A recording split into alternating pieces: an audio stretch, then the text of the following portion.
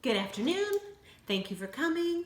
Welcome to our presentation on standardized testing in public education, the good, the bad, and the ugly. We're just going to take a few minutes tonight and talk a little bit about standardized tests. There will be a question and answer session after we are finished, so we ask you to stay with us tonight. There will be refreshments after the meeting. Thank you for joining us. We're so glad to have you here with us tonight. So let's start. Standardized tests in public education, the good, the bad, and the ugly. In 1845, Horace Mann, who is known as the father of public school, decided to implement a standardized test. His thought was that schooling was the key to creating a good society, and he developed the first standardized test to help ensure that educational access and student learning were equitable. His belief was that students in different schools with different teachers should be granted access to the same information, the same measurable information. So the role of standardized testing as they began and as they continue today are to assess student achievement, to compare students with one another, district to district, state to state, create educational policies, and determine the accountability of teachers, in a nutshell. In the 1960s, standardized testing took quite a bit of a hit during the height of desegregation. Many felt that standardized testing was another way to keep students separated. Tests were found to directly link student demographics rather than student abilities, and they further were reinforcing racial, gender, and social inequalities. So even though the tests were being slammed and being criticized and being looked at very closely, they still persisted and they continue to exist in our schools today.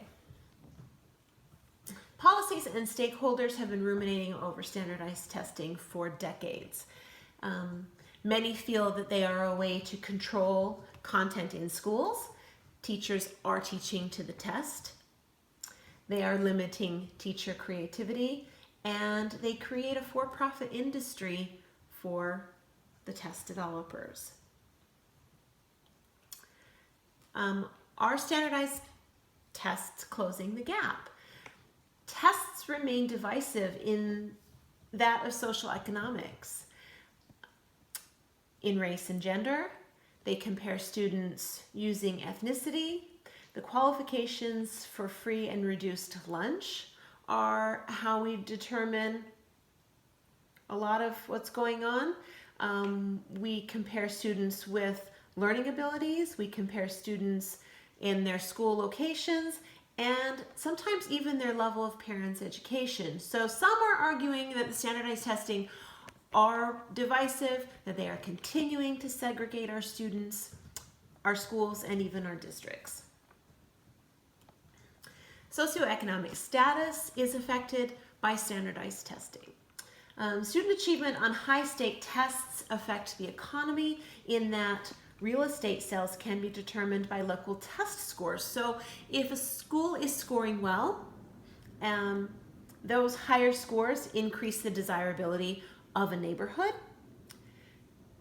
The desirability of a neighborhood means higher demand, means increased home values, resulting in more funding that is going through into the schools, being funneled into the schools through the form of higher tax dollars in those neighborhoods.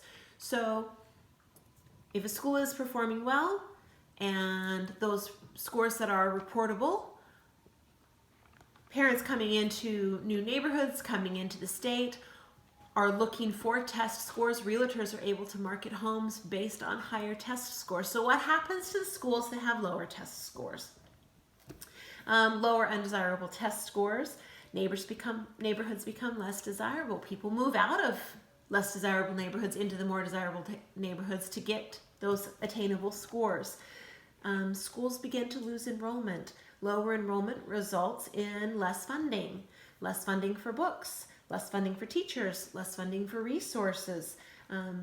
students are less prepared for tests, and this just perpetuates the cycle.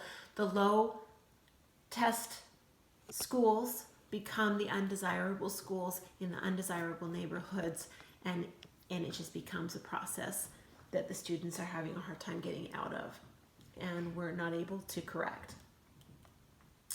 In the early 2000s, the academic ranking of the U.S. schools began to slip, and the federal government got involved and created the No Child Left Behind Act of 2001.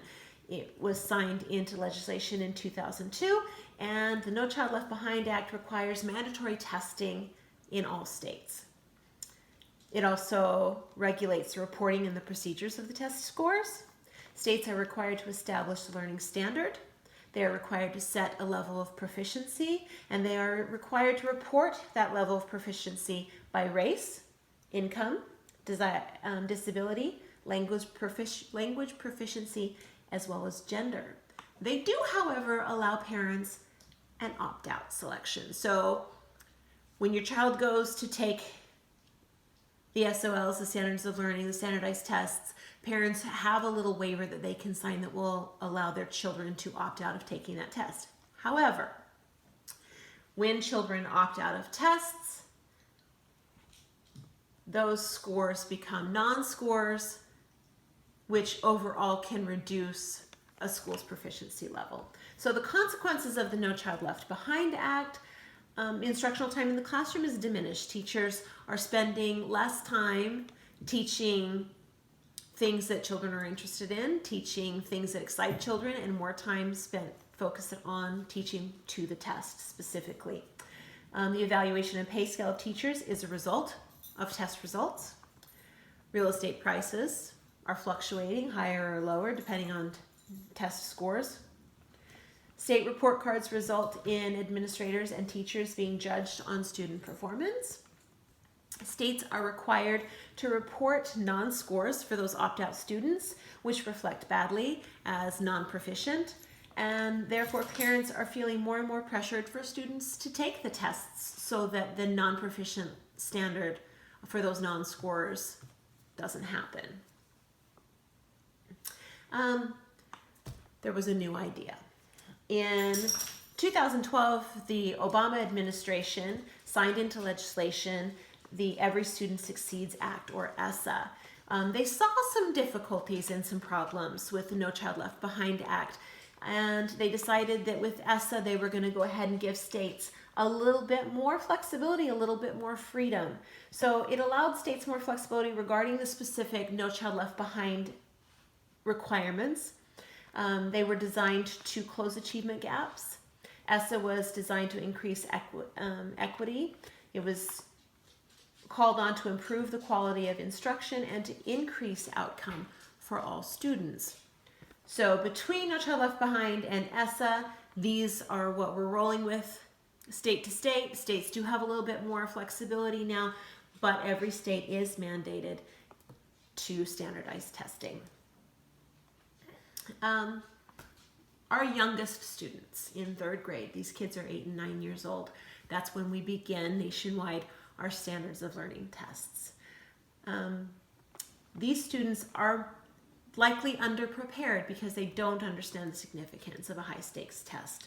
They are more likely to experience test anxiety for the very first time in their life, and their perceived ability to perform on tests is lower overall, increasing anxiety. It lowers their self-worth. Test anxiety in conjunction with high-stakes tests may affect overall performance of student scores. It's a lot of pressure to put on an 8-year-old. Test performance in older students, test anxiety may be a predictive of depression. Test anxiety reduces cognitive capacity. Test anxiety interferes with the retrieval of learning, so they're not able to go into their memory banks and retrieve the information as easily if they are under a lot of test anxiety or stress. And students don't take standardized tests seriously as they don't impact their grades.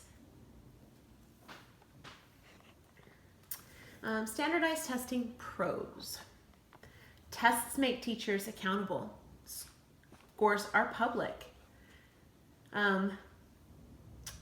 They believe that the standardized test is the best means of comparing data from a diverse population quickly. It's easy to get that data and it's easy to disseminate it. Standardized test data is able to accurately analyze data, comparing district to district, state to state, provide an established structure and standards for instructional framework in the classroom. It's objective as they are scored by computers or by people who have no knowledge of the students. Data collected allows schools to create targeted programs and services for improving student performances. So as that data is collected and the scores are analyzed, districts, stakeholders, principals, administration are able to look at that data and say, okay, we need reading remediation here, we need math remediation here. They're able to put money towards resources to bring in more reading instruction or more math clubs with math manipulatives and things like that. Standardized test cons. Tests are inflexible. They don't account for the mental or physical health or family strife that might be going on in a student's life. Language barriers can affect outcomes. Teachers are teaching to the test. They're spending less instructional time on material and more instructional time on material that's specifically included on those tests. Standardized test hinders overall learning potential by limiting creativity within the classroom. Teachers have lost a lot of their creativity and a lot of the flexibility that they had in the classrooms to now spend most of their instructional time focused on the content of tests. Standardized tests do not measure true progress. Test evaluates a one-time performance instead of a student's progress and proficiency. It's a snapshot, a small piece of what students are learning. It's stressful to both teachers and students alike. And it doesn't allow for an emergent curriculum. So it doesn't take into focus the students' emerging skills or interests. Is there a future for our standardized tests? High-stake testing has been controversial since its inception. Tests have become more high-stake. And they're continuing to become more high-stake, putting more and more pressure on our kids from the 3rd grade all the way through high school. Is it worth keeping them? The experts disagree. They can't come to a common ground on whether or not standardized testings are positive for students or not. Again, it's a very divisive subject. There is no longitudinal study to prove effectiveness of tests. High-stake tests are a for-profit industry which makes money for the corporations making the tests. It's a lot of money that goes into these tests and none of it's coming back into the schools. It doesn't benefit our students. It's going into the pockets of the test makers. What direction will public education take? There's a thought that we are going towards distant learning or online learning, which means there's going to be less teachers and fewer traditional classrooms. But the test levels seem to be increasing. What will happen to our students if we go to a non-traditional classroom or to distance learning? How will the tests still come into play? How will the data be collected? There's a lot to think about when it comes to standardized testing. There's a lot of positive and negative pieces to them. And I hope that we've given you all something to think about tonight. And like I said, stick around. We will have a question and answer session after this, followed by refreshments. Thank you very much.